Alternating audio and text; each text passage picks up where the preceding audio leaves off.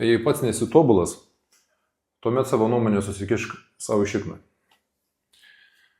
Skamba kontroversiškai, tiesa. Išgirdau mano supratimu labai teisingas mintis, kuriomis noriu pasidalinti. Gal ir tau tai rezonuos. Jos skamba taip. Kritikuok ir teisk mane tik jei pats esi tobulas. Jei nesi toks, tuomet nutilk. Tu nieko nežinai apie mano gyvenimą, nežinai, ką man teko patirti ir per ką eiti.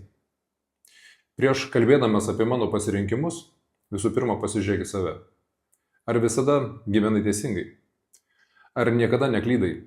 Ar visada buvai stiprus? Žmonėms visada yra lengva rodyti pirštu į kitą, nes tai paslėpia jų pačių ydas. Daug sunkiau pasižiūrėti yra į veidrodį ir pripažinti savo netobulumą.